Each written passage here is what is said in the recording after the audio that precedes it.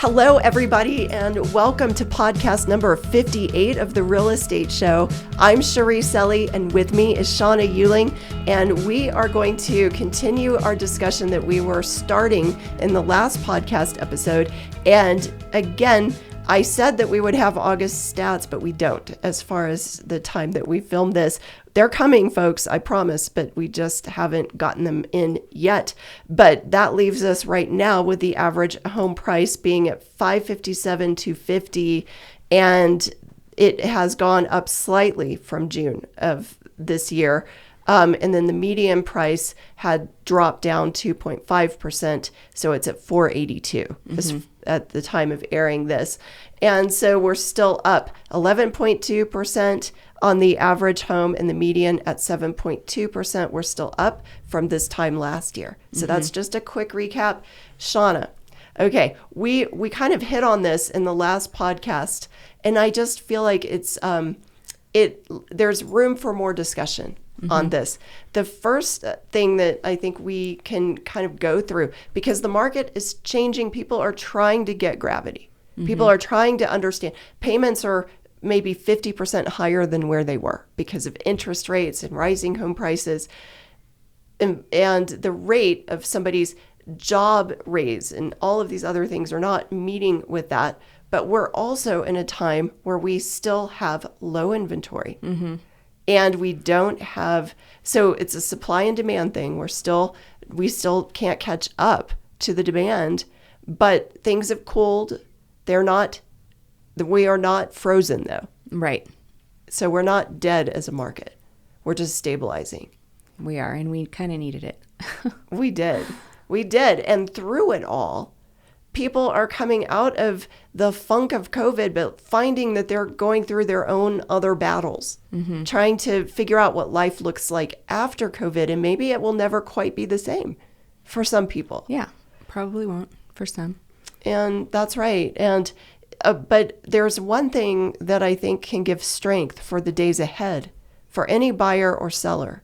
And this is advice I would give to my kids or anybody, that it's time to take personal accountability for your real estate decisions. Learn the information that you can learn and ask the questions, get the information. But until you yourself are accountable for your choices and decisions, you will always be a victim instead of learning about what can set you free, which is taking decisions. We all make mistakes. And we, like when sellers were trying to figure out, I want to sell at the absolute pinnacle. Well, we didn't know that the pinnacle would change until it changed. And it changed so fast. Whiplash fast. Yep. Whiplash fast. And now people are like, well, I don't want to buy unless the market is completely crashed. We're not going to know that either. And we might not completely crash. I believe you might be waiting a long time. Yeah, I think the wait will be crazy.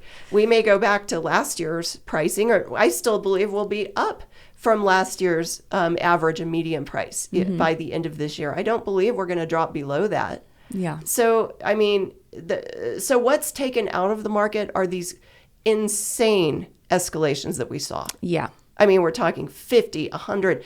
I had one that was several 100,000 over. Yeah. And sometimes that was happening in the height of almost an auction type market. And now we're seeing those numbers in price drops.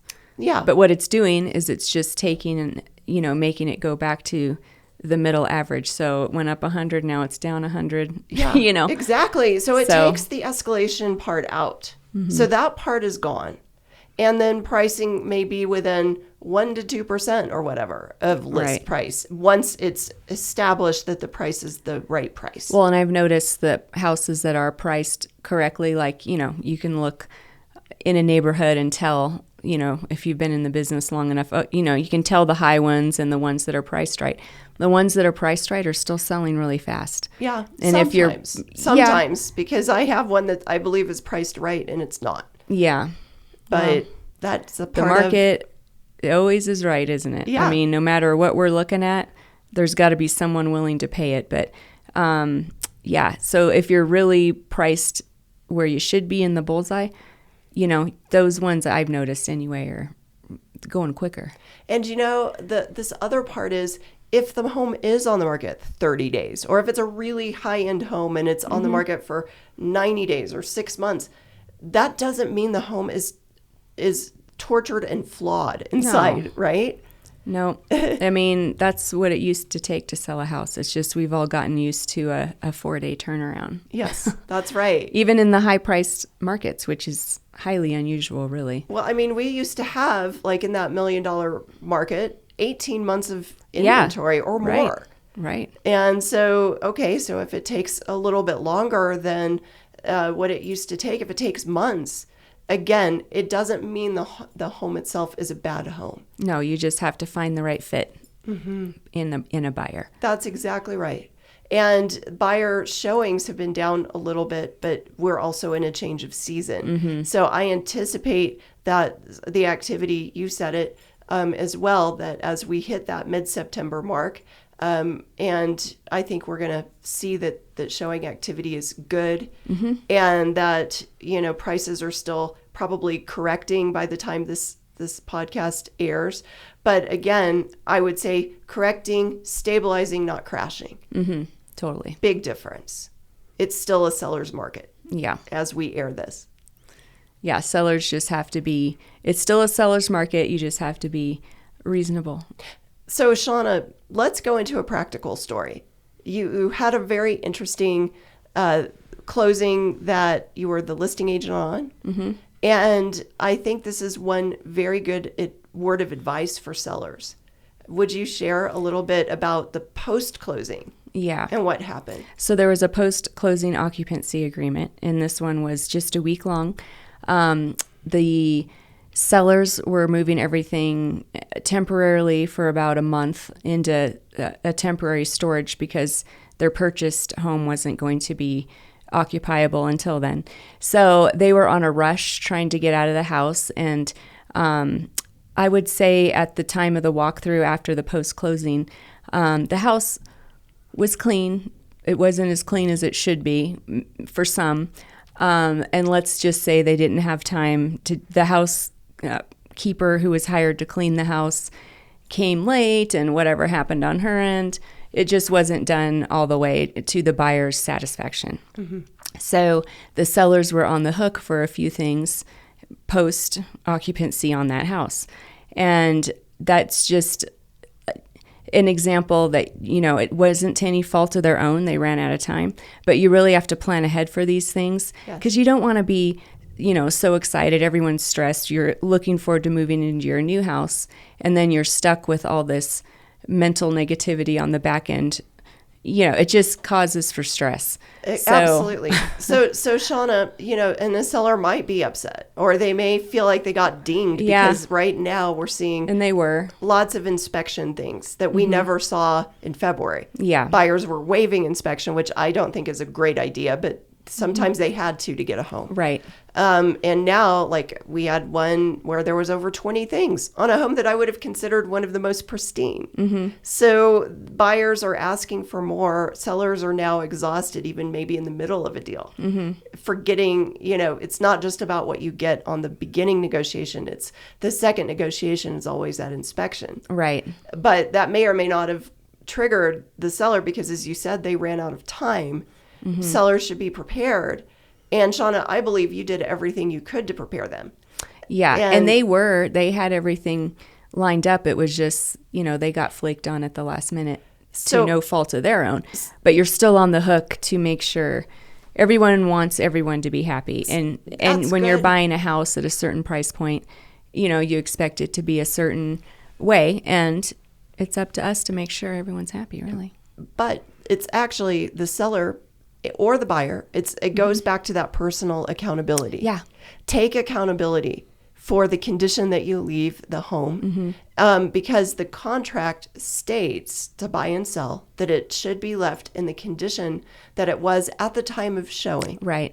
And that doesn't mean it has to, you don't have to go through thousands of dollars of redoing things. No. But there's wear and tear and things that happen. Normal wear and tear is okay. But in the process of moving and in the process of maybe you've lived in the home and dogs and pets and things have just soiled the home more and it's gotten worse, it can't be to a lower standard than where it was when the buyer walked through it the first time. Right.